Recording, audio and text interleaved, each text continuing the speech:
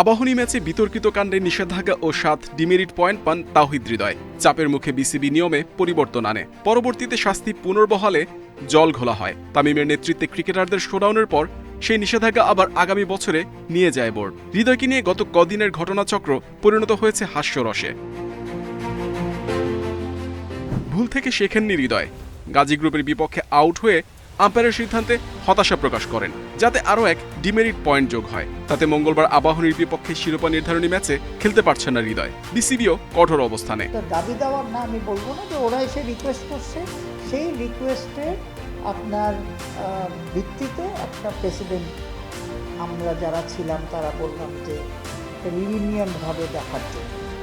কিন্তু এখন যেটা এখন হয়েছে, এখানে তো আর কিছু দেখার নেই, এটা একদম ব্ল্যাক অ্যান্ড হোয়াইটে যেটা হবে সেটাই হবে। হৃদয় নিষেধাজ্ঞা এড়াতে পারতেন ম্যাচ রেফারির শুনানিতে উপস্থিত থেকে। মোহামেডান অধিনায়কের অনুপস্থিতিতে কঠোর অবস্থানে আম্পায়াররা। শুনানিতে আসেনি, অ্যাপিলে না, সরি, আমি শুনানিতে আসেনি।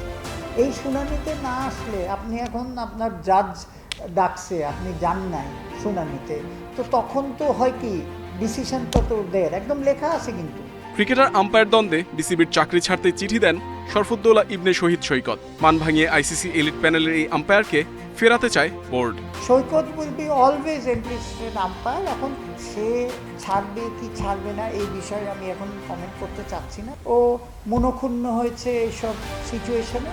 আমাদের আটমোস্ট অ্যাজ আ আম্পায়ার কমিটির চেয়ারম্যান এবং আমার ডিপার্টমেন্টের আটমোস্ট চেষ্টা হবে যে ওকে রিকোয়েস্ট করবো আমরা। বোর্ড, ক্লাব, ক্রিকেটার, আম্পায়ারদের মধ্যে সমন্বয়ের অভাব স্পষ্ট। মঙ্গলবার আবাহনী মোহামেডানের ম্যাচ নতুন কোনো নাটক অপেক্ষা করছে কিনা কে জানে।